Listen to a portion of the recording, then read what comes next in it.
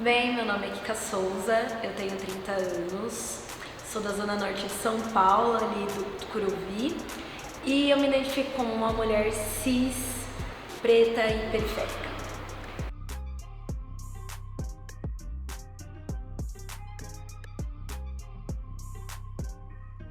Bem, atualmente eu faço parte do coletivo Rangers Urban Force, sou intérprete e jogadora do espetáculo Jogando com as Danças Urbanas e já fiz parte de diversos outros coletivos periféricos dentro das danças urbanas e normalmente eu atuo como produtora, então eu fico responsável de escrever os projetos, os editais, as propostas e por aí vai, dançando mesmo só dentro do Rangers.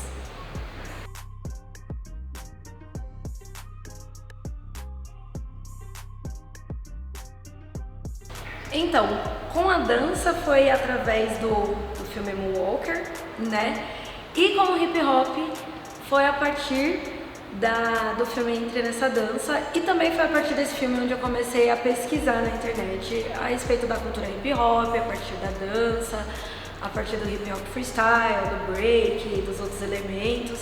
Então, esse filme foi um start para o meu interesse em pesquisa também dentro da cultura hip hop e das movimentações também, tanto de break quanto de hip hop freestyle.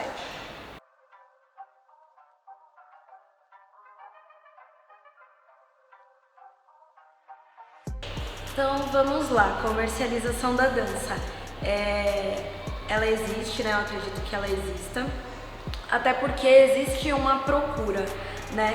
Se não de pessoas interessadas em aprender a dançar, pessoas interessadas a consumir dança e também nós temos um mercado de entretenimento. Então, a dança dentro do mercado ela existe como um objeto de consumo mesmo, partindo pelo princípio de que existem pessoas que estão interessadas em obter, em comprar, em ter contato e por aí vai. E essa comercialização hoje ela é muito, como que eu posso dizer? Eu acho que ela tem segmentos e que às vezes a gente acaba não compreendendo qual que é o público-alvo de determinado segmento. Porque às vezes a gente acaba confundindo qual que é a dança entretenimento, qual que é a dança aprendizado, qual que é a dança pesquisa, e aí a gente acaba querendo que seja a mesma para os diversos tipos de público, e o que não vai ser. Então tem pessoas que elas estão querendo ter uma vivência muito mais rápida, muito mais superficial com a dança, muito mais simples, com um objetivo muito mais rápido, com objetivos a curto prazo. Então, para aquela pessoa, a dança ela vai fluir, ela vai acontecer de uma maneira diferente do que aquela pessoa que quer pesquisar, que quer estudar, que quer fazer aula 1 ano com o mesmo professor. Então, são públicos diferentes. E eu acho que o que acontece hoje em dia dentro desse mercado é não compreender qual que é a necessidade do seu público, porque tem pessoas que estão interessadas em aprender a dança de um jeito, mas que acaba somente encontrando a dança de outro. Então tem pessoas que querem um conhecimento mais profundo da dança, da arte, independente do segmento, porém ela acaba se deparando com um monte de conteúdo super superficial. Então, como que essa pessoa lida ao não encontrar aquilo que ela deseja e vice-versa, né? Às vezes a pessoa ela quer algo muito superficial e ela acaba se deparando com algo muito profundo, algo que vai exigir mais tempo dela e que ela não vai querer, né? Ela vai acabar rejeitando. Então, trazendo um pouco da minha experiência de marketing, eu acho que tem se perdido muito essa questão de entender qual tem sido o público-alvo, qual tem sido o objetivo. Não tem problema a questão das dancinhas, a questão das redes sociais, desde que nós possamos entender quem que vai estar consumindo aquilo e qual que é o objetivo daquela pessoa. Porque às vezes a gente quer entregar um conteúdo que para aquela pessoa não é válido. Então, como que a gente faz para lidar com isso? Qual é a valorização dentro do mercado, pensando na dança, pensando na arte? E o que nós estamos falando de valorização? A gente está falando de uma valorização financeira, a gente está falando de um reconhecimento, a gente está falando de dar créditos a algo feito por uma pessoa, por um dançarino, por um pesquisador. Qual que é a valorização que tem sido, que tem estado em falta no mercado atualmente? Eu acho que são perguntas a se fazer e a se pensar. né? E como que a gente lida com elas também. É óbvio que a valorização financeira e econômica ela é super importante, ela é super relevante, mas eu acredito que também existem outros tipos de valorização. E como que nós lidamos com elas dentro do segmento artístico e dentro do segmento das danças e das danças urbanas, né? Pensando que as danças urbanas ou as danças vernaculares, como que elas são construídas e o quanto de conhecimentos que nós acabamos perdendo durante os anos, né? Como que as informações elas acabam sendo diluídas dentro da sociedade ou até mesmo trocadas e, né, a gente lidando aí com várias fake news, várias informações incorretas. Como que a gente lida para ter acesso a esse conhecimento, a essa informação da melhor maneira possível?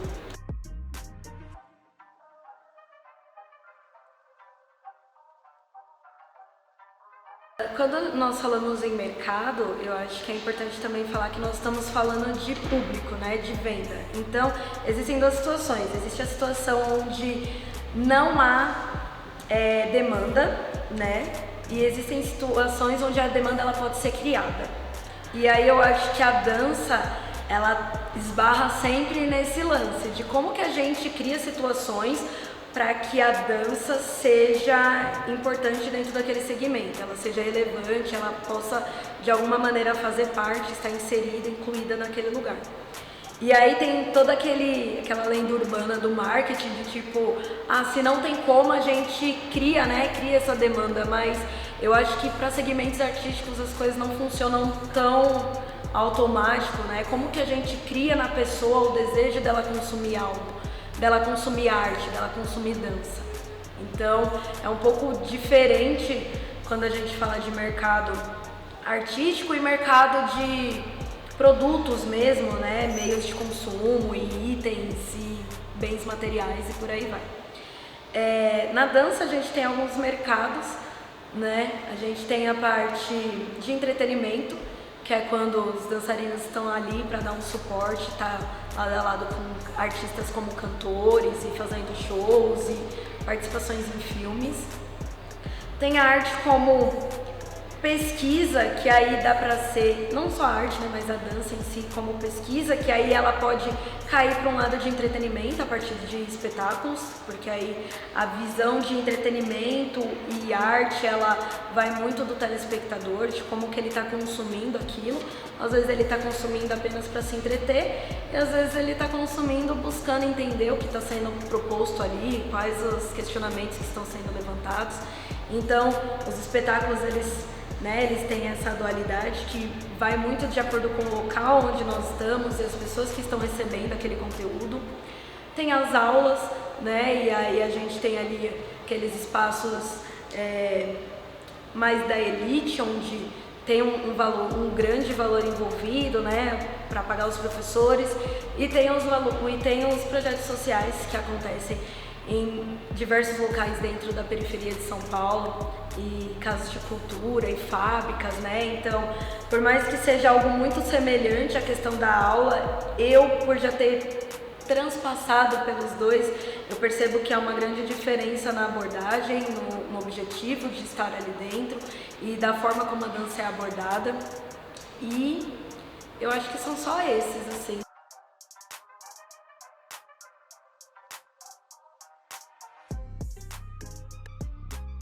Eu acho que um dos maiores problemas da comercialização, um dos maiores contras que nós temos hoje é a comercialização de algo que não é real, né? De uma informação incorreta, que ainda acontece bastante. E eu acho que a comercialização de algumas lendas urbanas da dança, assim, ligadas muito a uma meritocracia física, né? De que se você faz, você consegue, você vai estar lá e não funciona bem assim. Dependendo do ramo onde a pessoa pretende atuar, existe toda uma questão de padrões, de estereótipos, de aceitação ou não.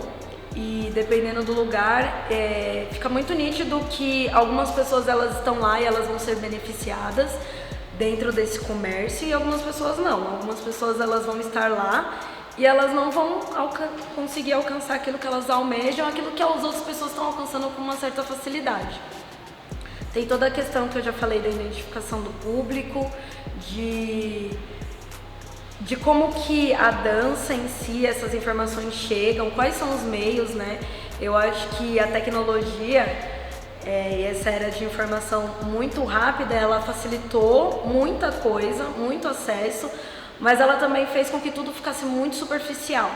Então, eu acredito que por causa desse alto fluxo de informação, algumas vivências elas acabam sendo ignoradas. Então, eu leio um título, alguma coisa muito superficial, eu vejo um vídeo de 30 segundos e eu acho que eu já estou apta, ou já conheço, ou já sei, e na verdade aquilo ali é só a pontinha do iceberg de muitas coisas que eu poderia aprender. Então a comercialização hoje, ela tem sido muito rápida, ela tem sido muito instantânea, principalmente da dança, incluindo redes sociais e aplicativos. E a questão de estar ligada diretamente a algumas músicas específicas faz com que a dança ela seja consumida muito rápido e também seja trocada muito rápido. Então, esse comércio, ele acaba desvalorizando de certa forma algo que poderia ser muito mais estudado e ser muito mais aprofundado.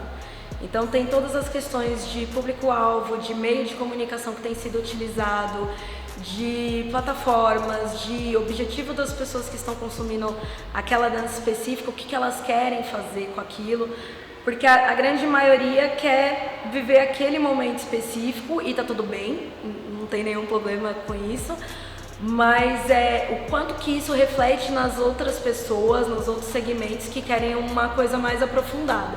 Então, existe uma multiplicação muito rápida de conhecimentos superficiais, de informações superficiais, e as informações um pouco mais aprofundadas vêm se perdendo, né?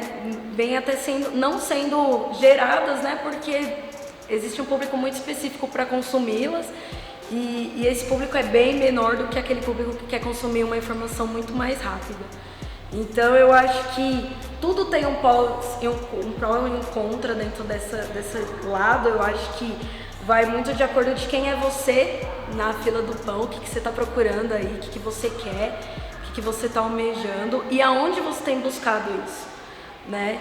E o quanto você está disponível aí atrás dessa informação verdadeira ou não, se você quer ficar com o básico, com o superficial, com a lenda urbana, ou se você está a fim de investir realmente o seu tempo, às vezes dinheiro mesmo, para estar ali consumindo algo que é mais real, mais tátil dentro dessa cena das danças em São Paulo e no Brasil.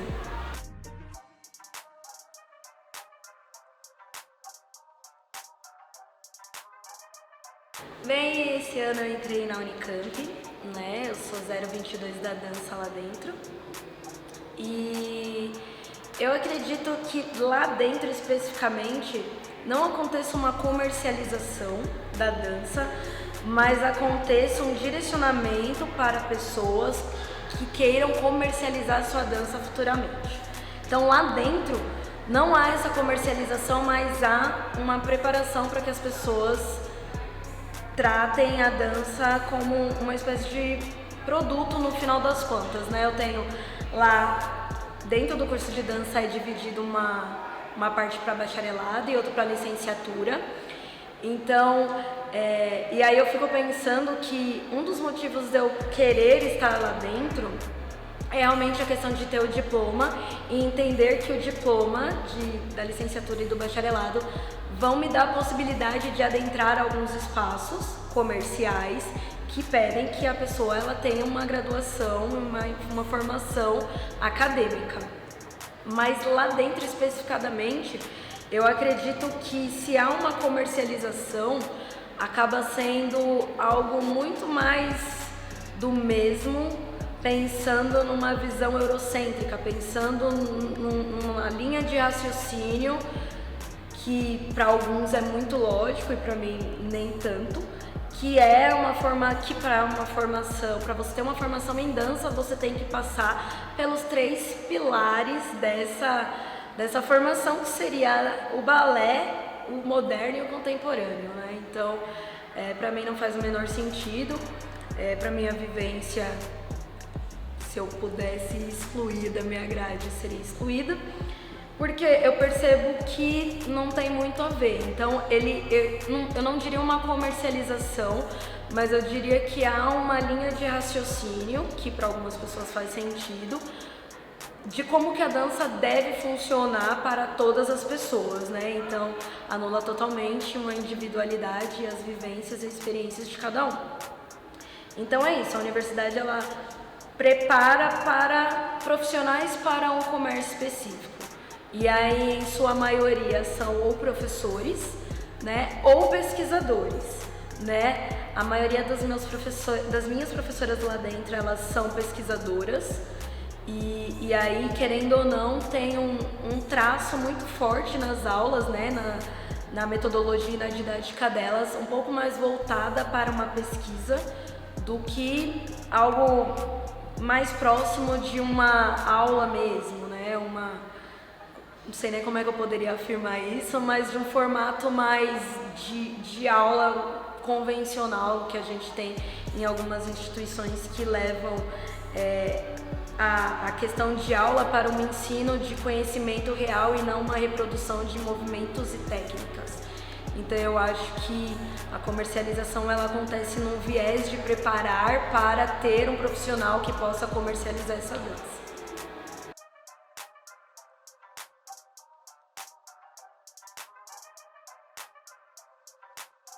Então, eu entrei lá esse ano, né? Eu sou cotista, eu entrei pelas cotas raciais, é importante falar. E é importante dizer que as cotas raciais dentro da Unicamp, elas são bem recentes, elas começaram em 2019. Então, acho que não deu tempo ainda dessa ação dentro da Unicamp ter um reflexo muito grande lá dentro, de ter mais alunos, alunas e alunos pretos lá dentro. E a importância de ocupar esse espaço é realmente trazer um outro viés de vivência e de um conhecimento empírico que muitas vezes é ignorado. Eu estou lendo um livro da Bell Hooks que fala sobre liberdade para transgredir, fala com relação à educação. E nesse livro a Bell Hooks ela fala que não existe uma educação neutra, né? E que todo o sistema educacional ele parte de um ponto de vista político. Então eu estou dentro de uma instituição onde o ponto de vista, onde a metodologia didática e a valorização da cultura acontece pelo viés europeu. Então eu acho que estar lá dentro é importante para questionar essa necessidade tão grande de partir do mesmo lugar, do mesmo olhar, da mesma vivência que não tem nada a ver com a nossa e que exclui às vezes a gente, né? É muito louco isso, porque está dentro de uma aula onde o conteúdo é técnica de dança, né? E aí é algo muito abrangente. Só que os professores, né, quem está conduzindo a aula, só usa termos de balé, para mim diz muita coisa. Diz que se eu não tiver esse conhecimento de balé, eu não sou muito bem-vinda dentro daquele lugar e eu me sinto até mesmo excluída, porque eu não sei do que eles estão falando, eu não sei que movimentação é aquela e anatomicamente aquela movimentação não faz muito sentido daquele formato para o meu corpo, que tem uma outra vivência, um outro peso de contexto, de dança e por aí vai. Então eu acho que a nossa presença dentro desses lugares, ela é importante do lugar de questionamento, de por que eu preciso aprender balé, por que eu preciso aprender dança moderna, por que se não tem um livro de determinada pessoa, o conhecimento daquela pessoa ele é invalidado, por que somente pessoas de um determinado padrão dão aula dentro daquela instituição, porque é muito louco. Todas as minhas professoras são mulheres brancas, de uma classe média alta, e eu não me identifico com nenhuma delas. E aí eu fico pensando como que vai ser nos próximos anos, não só pelas matérias, né, pelo conteúdo que será abordado, mas também numa orientação de um TCC meu, de um trabalho meu, onde infelizmente eu não terei ninguém que vai saber do que eu falo, que vai conhecer a cultura hip hop, que vai conhecer o porquê que eu me identifico com a cultura hip hop, por que o meu corpo tem balse, por que meu corpo se movimenta dessa forma, não vai entender, não vai saber orientar. E não buscam, né? Eu acho que o que mais me incomoda é a fala do a gente não tem esse conhecimento, Kika, mas a gente vai buscar, e na verdade não vão, né? Não há uma procura, uma pesquisa, porque realmente não se enxerga esse segmento como algo rico, algo valioso, algo que eu posso me dispor para estudar e que vai trazer algum viés, algum conhecimento, alguma experiência, vivência ou qualquer coisa do tipo. Afinal de contas, eu já tenho tudo aquilo que supre a minha necessidade. O balé já está ali, o contemporâneo já está ali, o moderno já está ali, e aí entra num contraponto e as outras danças, né? E como que elas podem somar, como que elas podem ser valorizadas e validadas ali dentro da instituição como uma expressão artística, sim, como uma expressão cultural, sim, e que muitas das vezes não acontece. Então eu acho que quanto mais pessoas lá dentro fazendo esse questionamento, melhor.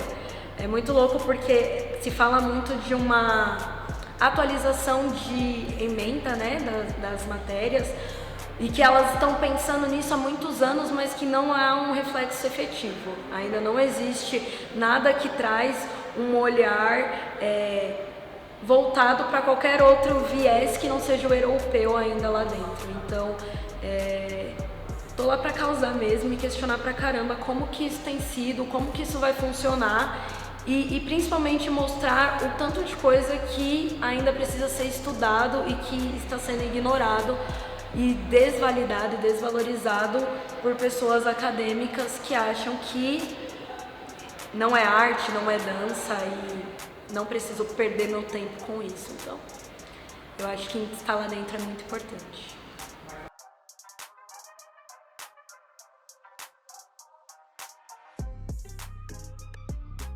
Então, eu acho que alternativas de como que a gente pode agir para, né, diluir essa hegemonia que está instaurada dentro da maioria das academias, das instituições. Eu acredito que é muito louco falar isso porque parece que é uma responsabilidade nossa, né? É um papel nosso levar. E aí eu fico pensando até que ponto é uma responsabilidade nossa e como que a gente pode lidar com tudo isso, mas eu acho que conhecer, ler muito e conhecer pessoas profissionais, porque aí a gente vai poder rebater quando estivermos lá dentro. Então é muito louco você ter pessoas para citar, academicamente ou não, de falar, não, mas fulano de tal tem essa pesquisa, fulano de tal tem esse livro, fulano de tal tem essa aula, fulano de tal fala sobre isso. Porque na cabeça da instituição não existem pessoas que falam sobre esse tipo de coisa e não existem pessoas que são profissionais dentro disso, que são pessoas estudadas, que são pessoas boas naquilo que fazem. Então a gente se conhecer dentro do nosso meio é uma grande carta na manga, porque a partir do momento que as pessoas podem falar, mas não tem uma pessoa que fala sobre dança afro. Não, peraí, tem fulano. Ah, não tem uma pessoa que fala sobre cultos religiosos, rituais e candomblé e umbanda. Não tem pesquisa, não tem livro, não tem espetáculo. Peraí, tem fulano, tem esse. Então eu acho que a gente se conhecer, realmente assim, conhecer um trabalho dos outros, é uma carta na manga muito potente para na hora que vier com não tem, a gente falar, pera, tem sim, tem todos esses trabalhos, todas essas pessoas, mas não tem pesquisa acadêmica, então tem aqui todos esses TCCs, todos esses artigos e trazer, né, esses nomes para dentro de um lugar onde já era para eles estarem, né, já era para ter professores e mestres que pudessem trazer esse conhecimento não eurocêntrico pra gente, afrocentrado, ou até mesmo de outras etnias, mas que a gente pudesse sair dessa bolha europeia que não faz o menor sentido para a grande maioria da população, por mais que algumas pessoas ainda tentem se encaixar dentro desse meio, né, e como que passam por todo esse processo. Além desse lance de se conhecer, de conhecer o trampo uns dos outros, eu acho que estar próximo, manter contato, entrar em lugares buscando abrir porta para outras pessoas também passar por lá, né? Você poder indicar outras pessoas a estar lá dentro é super relevante também. E é isso, eu acho que formar uma grande rede, tá ligado? De suporte e de conhecimento, uma infraestrutura onde a gente possa cada vez mais abrir mais portas para outras pessoas estarem lá dentro e para que esse conhecimento possa estar pelo menos lá dentro da academia, lá dentro da universidade, independente ela qual seja, né?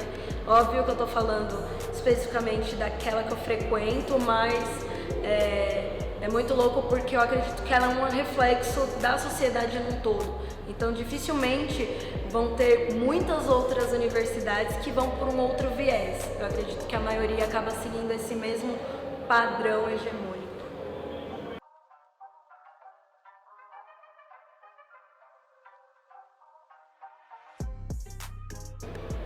No método de ensino da dança em si, né? Como que as informações são passadas, eu acho que é importante pensar primeiro quem que é o público, né? Para quem que a gente está dando aula? Qual é o conhecimento que aquelas pessoas já têm ou o conhecimento que elas precisam ter? Uma coisa que me incomoda muito em muitas aulas, em muitos momentos, assim, vivências, quando é algo muito aberto, né? Não há uma especificidade, tipo, o público precisa ser profissional da dança, precisa ter uma vivência X e aí a gente ou leva, ou a pessoa que está conduzindo a aula, ou ela leva para um lado de usar termos técnicos de uma dança específica, né? E aí elas, na cabeça dela, faz sentido para todo mundo que está ali, porque faz sentido para ela, porque vem de uma vivência dela. Então isso acontece muito com balé, né? Os termos do balé são muito utilizados e aí a gente cai num lugar de que as pessoas que estão ali fazendo a aula, elas têm que ter aquele conhecimento, né, para conseguir fazer aquela aula.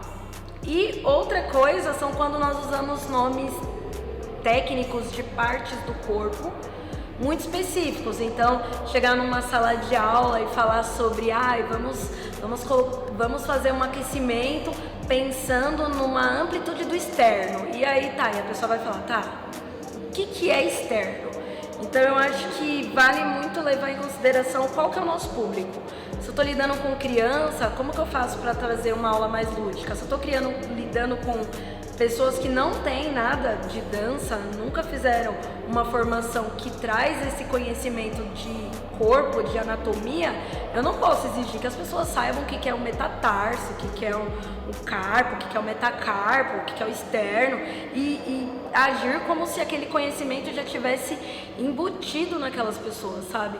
Eu penso que, dependendo de como nós nos posicionamos com relação a esse conhecimento que nós temos e outras pessoas talvez não tenham, parte muito de um lugar de privilégio, de eu já ter passado por um lugar que me deu aquela informação e que eu tô lidando como se todas as pessoas tivessem tido fácil acesso a ela. E agindo dessa forma eu acabo excluindo, porque se o aluno ele tá dentro de uma sala de aula, ele não entende o que o professor está falando, ele não entende a proposta, ele não entende o que está sendo dito, dificilmente ele vai voltar, porque ele percebe que talvez aquele lugar não seja para ele e ele não vai estar mais dentro daquele lugar. Então eu acho que entender qual que é o nosso público. Eu tô dando uma aula para as pessoas que são formadas dentro de uma ETEC de artes e que tem um conhecimento X. Eu vou usar tal meios, tal verbos, termos e por aí vai. Não, eu tô pegando uma turma que não sabe nada da dança, é o primeiro contato deles. Como que eu faço para trazer essa aproximação do corpo, da anatomia, da movimentação óssea e por aí vai, de uma maneira com que eles entendam e que eles se sintam integrados à aula, fazendo com que eles voltem na próxima aula, né? Eu acho que nada pior para alguém que está aprendendo alguma coisa, passar 1-2 horas ali e sair com uma sensação de que não aprendeu nada. E o quanto que isso é responsabilidade do professor, quais que são os meios que o professor ele utiliza para tornar aquela aula realmente acessível para aquele aluno, né? Citando de novo Bell Hooks, porque eu estou absurdamente apaixonada por essa mulher, ela fala sobre um professor que busca informações, né? O quanto é importante um professor ele se auto-atualizar. Então ele vai pegar um conhecimento que ele não tem, ele vai atrás daquele conhecimento e ele vai trazer para uma vivência dele de maneira com que aproxime a aula dele daquele aluno, né? Aquele conteúdo daquele aluno. Então é muita responsabilidade do professor ele se auto-atualizar, ele ir atrás de didáticas diferentes, metodologias diferentes, meios de falar que faça com que aquele aluno se aproxime, meios de falar que faça com que aquele aluno entenda, né, o que ele está propondo, o que ele está tentando trazer naquela aula, qual que é a movimentação, qual que é o objetivo, porque a partir do momento que o professor ele traz toda uma didática e uma dinâmica de aula que distancia o aluno daquele conhecimento, a probabilidade de dar errado é enorme, do aluno não aprender e desistir.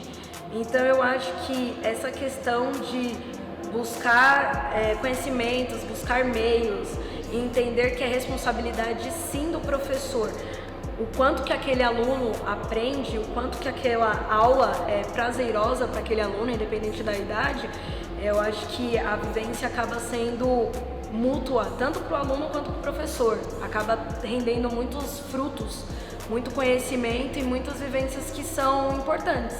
Então eu acho que a partir dessa visão de buscar o conhecimento é uma grande chave para que as aulas elas possam ser mais atrativas e eficientes, né? As pessoas realmente aprendam e de uma forma que seja descontraída e não seja algo chato e tedioso. Simplesmente por aprender para aquele momento X e jogar fora. Não, realmente aprenda e traga para a vivência individual de cada um.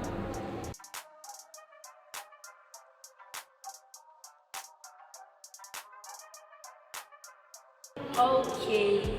Atualmente eu tenho algumas pesquisas, né, recentemente para uma aula de... Eu acho que vai ficar muito barulho isso aqui. Só vai. Tá bom.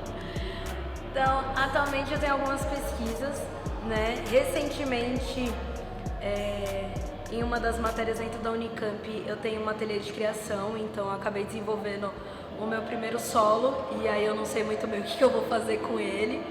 Mas ele parte da pesquisa, eu tenho 2 dispositivos de pesquisa, são as guerreiras de Daomé, que eu tenho pesquisado, e outro dispositivo de pesquisa é a poesia A Menina que Nasceu Sem Cor, da poeta Mídria.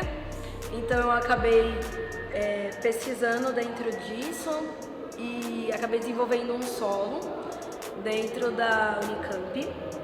E que talvez eu aprofunde ele, talvez não sei. Como é meu primeiro solo, eu não sei muito bem o que fazer com ele. Se eu deixo ele guardado, ou se eu aprofundo a pesquisa e almejo trabalhos mais pra frente. Vou pensar nisso.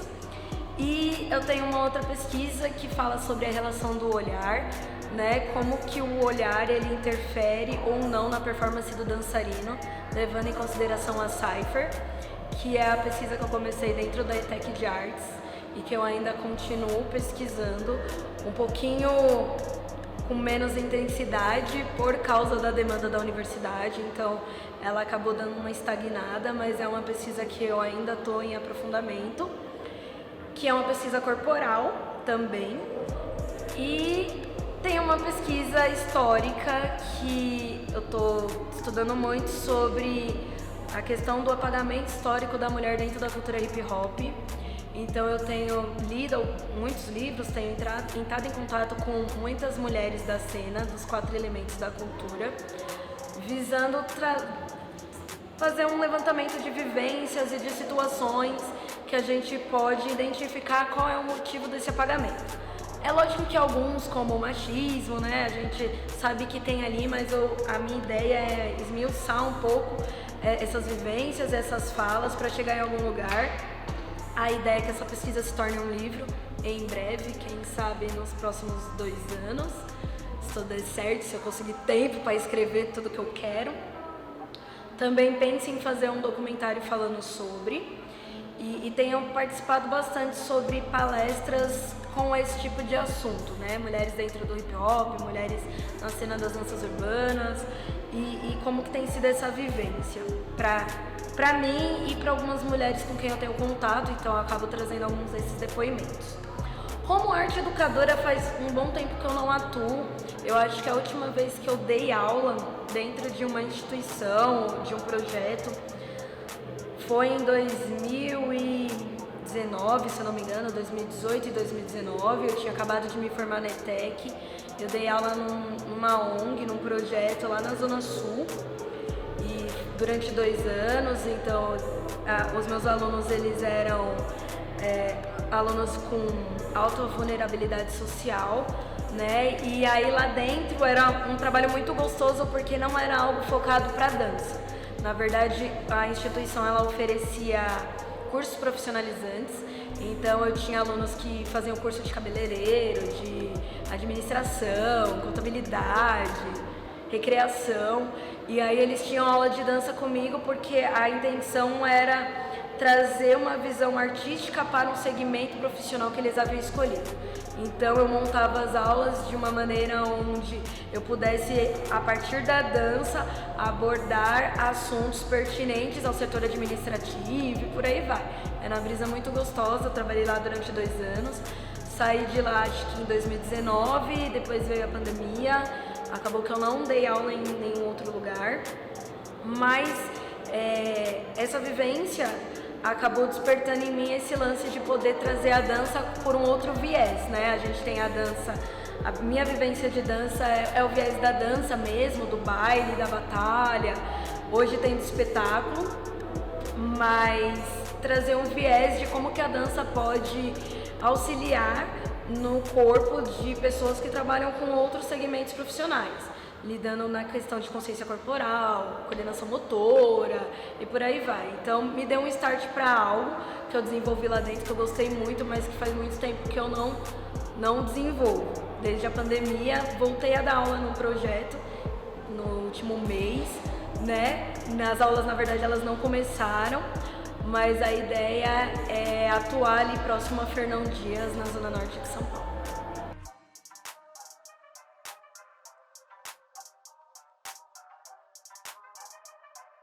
Bom, referência de pessoas, livros, espetáculos e coisas que eu consumo bastante. Eu preciso dizer, não é publicidade, mas no meu Instagram tem um destaque de todos os livros que eu tenho.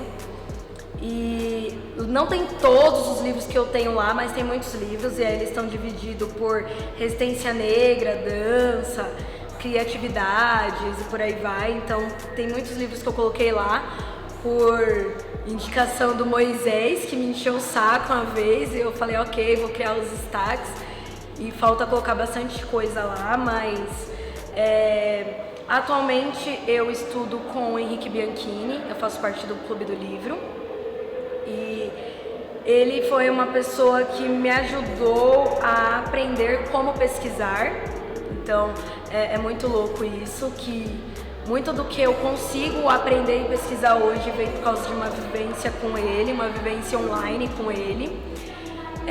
Livros de mulheres que eu acho excelentes, assim, tem as 2 Abigail Cris, né? Tem a Abigail Cris da USP, que é de São Paulo, e a Abigail Cris de Campinas, da Sea Eclipse, ambas têm livros, né? A Abigail Cris da USP tem, o TCC dela virou o livro Pedagogia Hip Hop, e a Abigail Cris de Campinas lançou recentemente o Laboratório Hip Hop.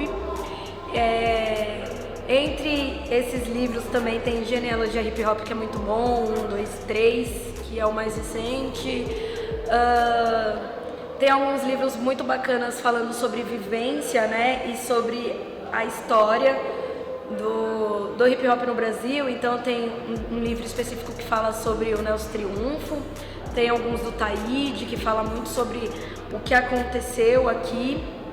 Tem um documentário Nos Tempos da São Bento, que eu sou extremamente apaixonada e que me emociona muito, assim, ouvir as pessoas falando de como que aconteceu o hip hop para elas e o lance de não ter internet, não ter informação, só pega a mochila, põe nas costas e vai. Pra mim é uma parada muito louca. tem alguns outros documentários, tem Big Girls Articulando, que é muito bom. Tem um que fala sobre o Marco Zero do hip hop de São Paulo. Tem um da Nerie Bento, que fala sobre o protagonismo das minas no rap, que é feita ali pelo Instituto Gueledese, eu acho, também. Tem alguns trabalhos por fora da Chariline que é incrível. Enfim, eu acho que fontes tem de sobra, tem muita coisa. Eu acho que cabe muito mais a gente ir atrás mesmo.